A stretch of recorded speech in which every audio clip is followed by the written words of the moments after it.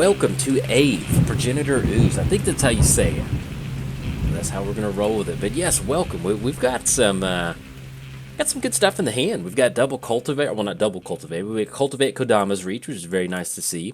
We've got a haste enabler for a potential storm turn potentially. We've got glimpse of nature as an enabler to get some card draw. Yeah, I think we keep on this one. I like this, so we can make it work. But yes, welcome to Aeve. Hope you're excited. This is definitely a concept deck, and we'll kind of talk about it more in a second. But I'm ready to see if my concept is, if it works, if we're going to get this to work. So our opponent's on the playlist. Let's get this game started. Let's go ahead and cover our commander. Playing Aeve, Progenitor Ooze, Storm. Aeve isn't legendary if it's a token. Then Aeve enters the battlefield with a +1 counter on it for each other ooze that you control. So let's see if we can't. Oh, there we go. Run into Thrasta too. Let's lead off with Forest. Let's get Fyndhorn Elves onto the battlefield. Get this game started, and then anything else, pass the turn to our opponent. But yeah, so that was enters. Yeah, we already covered our commander. Playing against Nicol Bolas, the Ravager. Nicol Bolas just enters the battlefield. Each opponent discards a card. Then for a 7-mana Grixis activation, exile Nicol Bolas. Return to the battlefield as a Planeswalker. This will be Nicol Bolas the Arisen, which we'll cover the backside here in just a second. So we run into Forest. Opponent is shields down, so let's get the ramp going. So we have 1, 2, 3. And let's get Forest, and we'll grab this Forest because that one looks good. Just put that Forest onto the battlefield, this Forest into our hand, and then anything else past the turn. But yeah, on the backside for Nicol Bolas, Legendary Planeswalker, +2, draw 2 cards, which is just absolutely backbreaking right there in itself. -3, 10 damage target creature or Planeswalker. -4, put a creature or a Planeswalker from a graveyard onto the battlefield. And then for a -12, exile all but the bottom card of target player's library. And if you're playing Grixis Super Friends, all you need is an Ashiok to close it out. All right, so we need to discard a card. I think at this point, I want to keep. I mean, we can get rid of a Forest because we'll have Cultivate to go for next turn potentially. Yeah, kind of like that. So let's go Forest. Let's drop, click OK on. We'll discard Forest, and then we can try to set up a Cultivate for next turn. So, Cloudstone Curio. Okay, so we go Forest for the turn. Yeah, let's do that because we need as much mana as possible. So let's go Cultivate. Let's get Cultivate going. Let's grab this Forest, and we'll grab this Forest. We'll put this Forest onto the battlefield and the other Forest into our hand because it matters.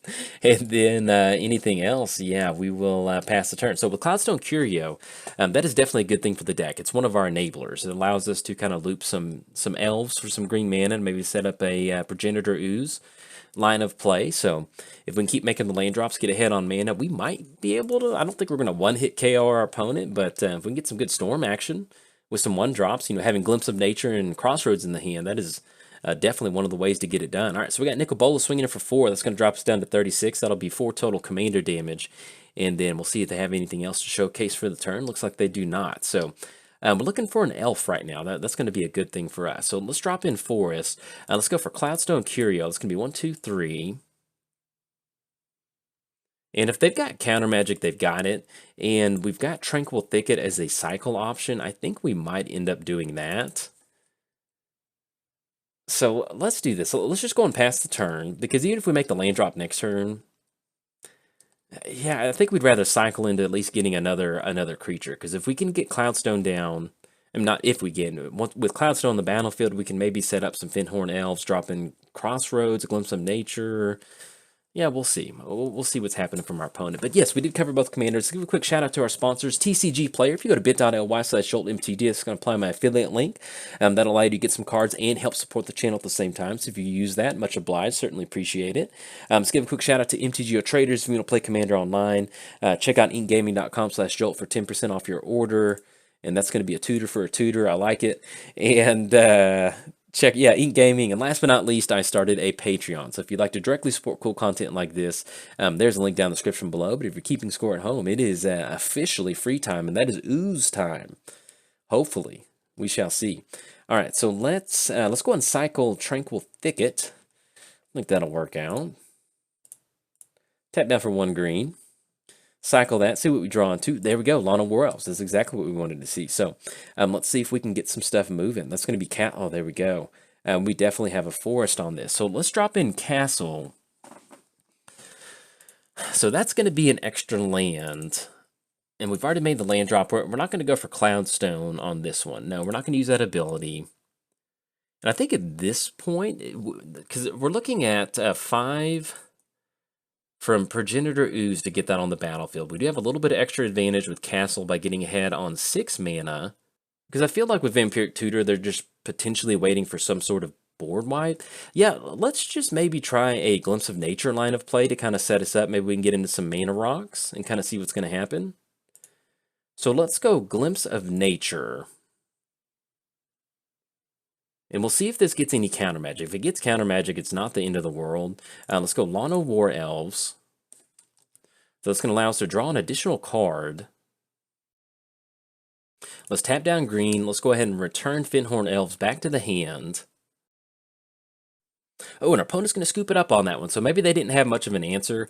So what we were going to be doing on this one, we tap down Fyndhorn Elves, that comes back out. We cast that again. We still have the Castle Garenbrig activation, so we're looking at, that would have been Storm Count 2. We turn it back to the hand, that's going to be Storm Count 3. We recast another creature, this would be Storm Count 4. And then we go for Progenitor Ooze, that'd be Storm Count 5. Yeah, I kind of like that. It's a pretty good line of play. That does cut us off Crossroads, but we could have still set it up to where that last one wasn't the last War Elf. We could have gone for Crossroads. So that would have been 5 copies of Aeve on the battlefield.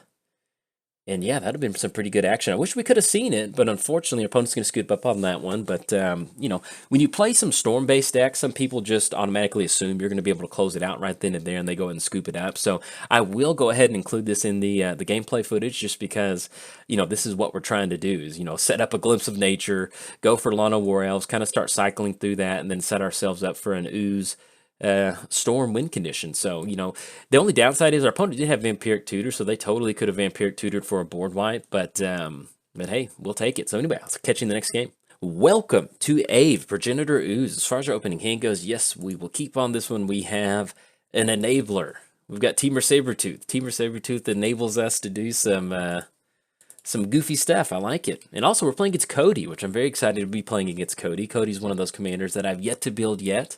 But it's kind of one of those, I just want to see it in action before I tackle that. So let's go lead off with Forest. Let's go for Llano War Elves. I like that. Look at that sweet old school Llano War Elves art. I love it. Anything else pass the turn to our opponent. We're playing Aeve, Progenitor Ooze.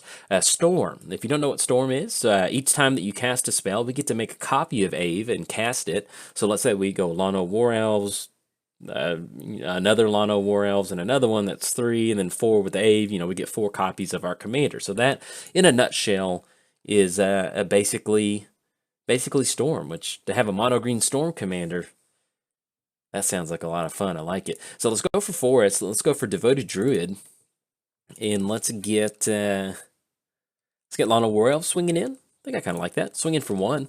And then anything else, we're going to go ahead and pass the turn over to our opponent. But yes, so we do have the Storm ability with our commander, which is very unique for mono green. Aeve isn't legendary if it is a token, so that's how we get around the legendary clause of making extra copies of Aeve on the battlefield. Then Aeve enters the battlefield with a +1 counter on it for each other ooze that you can control. Sorry. And so basically it's just, I don't know, it's just a very unique commander. This deck is very early in its kind of development, and so we'll see if it's capable. I just kind of wanted to take the, you know, because you think about mono green Storm, you need to have ways to recast creatures. A lot of mana dorks only cost 1. You can use something like Cloudstone Curio. I mean, there's just a lot of different ways that we can utilize this. So, all right, so Nature's Claim, which I do actually like on this one. So let's lead off with Forest. Let's go for Temur Sabertooth. That's going to be 1, 2, 3, 4. And then that way we might be able to kind of, I don't know, set some stuff up. Anything else, let's go and pass the turn to our opponent. Playing against Codie, we can't swing in for 0 because we need the mana. Otherwise, I would do it in a heartbeat. We're playing against Codie.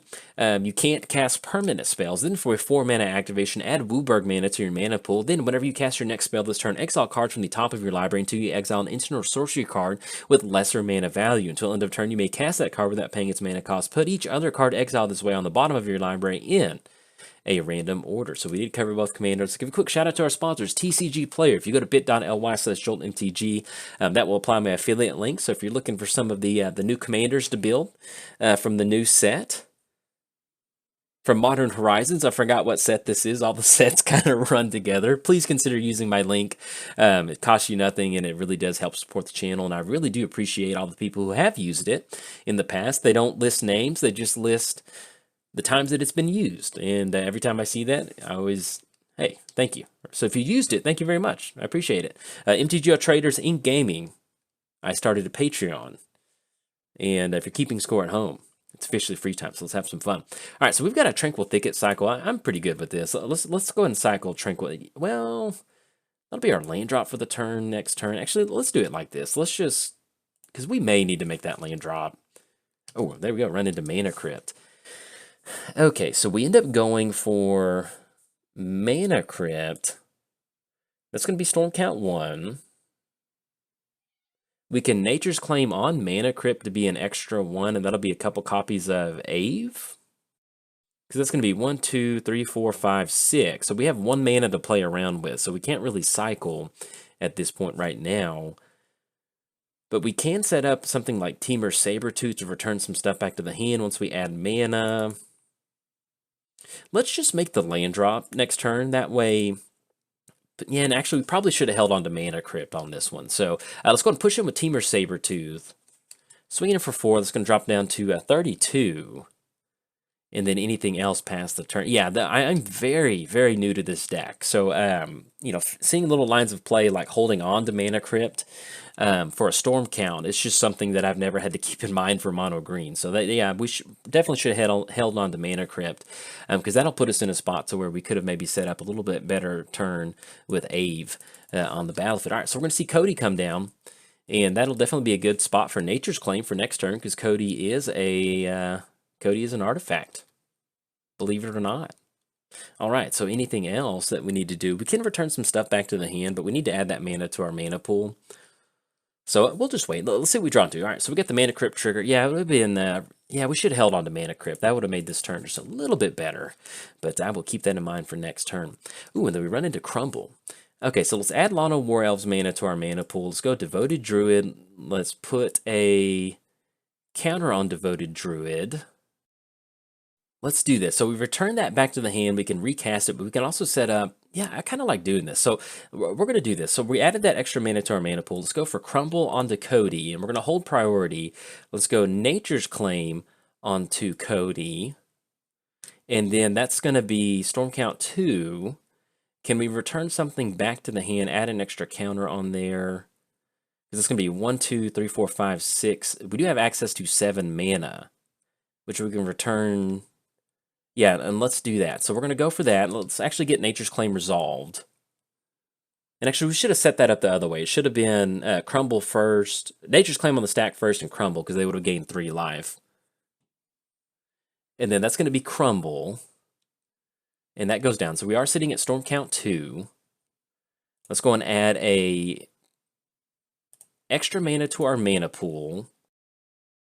Oh, we accidentally... Well, I guess technically we went for the activation we shouldn't have. So let's go for Aeve. Sorry about that. I was trying to return an elf back to the hand to maybe set up... Lana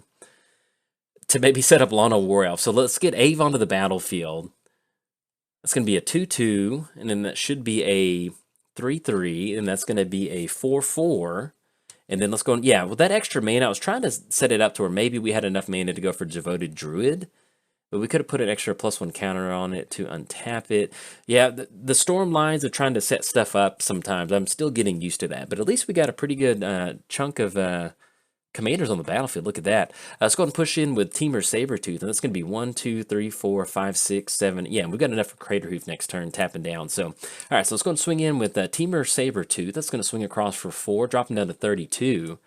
And then anything else past the turn. Yeah, I was trying to set up a really big Aeve turn where we get a ton of these copies on the battlefield, but then also sometimes we do have extra stuff in here that allows us to kind of close the game out. And, you know, if we can't set up this crazy, you know, ooze stack to where we get a ton of storm stuff on the battlefield, we can always still just end up setting it up to where we just have this really great Craterhoof. The only thing we don't want to see is Damnation. So we're going to return our commander back to the command zone. That's a little bit of a bummer. We had the Crater Hoof line of play, but our opponent had the board wipe, so they're going to get it on that one. I'm just going to choose Tails on this Mana Crypt. Yeah, even if we had sequenced the Mana Crypt trigger a little bit differently, it wouldn't have mattered on that one. So let's drop in Elvish Mystic. And now we're looking at a pretty good Storm chunk right now. So let's get Elvish Mystic down. And the only good thing about this deck is that we're running a lot of Elves in here. And Elves just always work out really good with Crater Hoof. So if we can get ourselves Crater Hoof on the battlefield and just a couple more creatures, we're probably wanting to get in the 4 range because that'll be, well, 4 or 5 range. We'll kind of see what's happening. But yeah, that wasn't the most explosive turn that we could have done with Aeve. But, that's kind of what we're going for. Being able to sequence some really cheap instant or sorceries to get that storm count going, just getting those extra copies down. And just having them storm out is what, and it's just such a unique take on a commander to have mono green storm. So that was definitely, whenever they released this for Modern Horizons, I saw it and I was like, okay, I need some of that in my life. Opponent's going to go for Bribery. Search your library for a creature card. All right, so the one creature card that they could, there's some good stuff in here. Let's get this popped out. So they could grab Thrasta. That's definitely something that we don't want to see. Ashaya, there's Ashaya in here. Other than that, we're just looking at a bunch of, or I guess Yissen would be another option that they could go for. Other than that, yeah, there we go. They're going to grab Thrasta. It's going to be 7/7 coming across, man. Good game. Not good game, but, yeah, Damnation into Thrasta. It's not a good game. It's not looking great game. Let me put it like that. And especially with the Field of the Dead out there, that is, that's some good stuff right there. All right, so our opponent's going to swing in.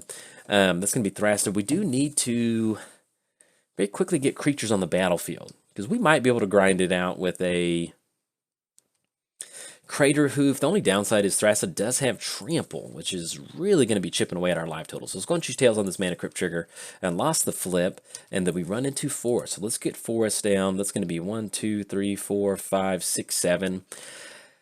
Not the best Aeve to go for, but I think we still need to get it down just to have bodies on the battlefield, because it's going to be 7 mana.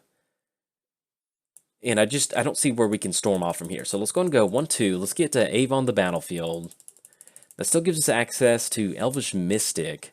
And then maybe we can hit into some card draw or something like that. Anything else past the turn. So, but at least we are looking at 1, 2, 3, 4, 5, 6, 7. It'd be nice if we hit a land drop, because that would be us just completely casting Crater Hoof. The only downside is if we run into a land, that's one less creature that we get out there to try to close it out. So, and as more Field of the Dead triggers start happening, it's definitely not working out in our favor. So, let's see what they're tapping out for. This is it's going to be Codie. Okay, so that's going to be Codie on the battlefield. So they're going to have an active Codie, still swinging for 7. That's going to drop us down to 20 because we don't want to block. Yeesh. Yeah, let's see.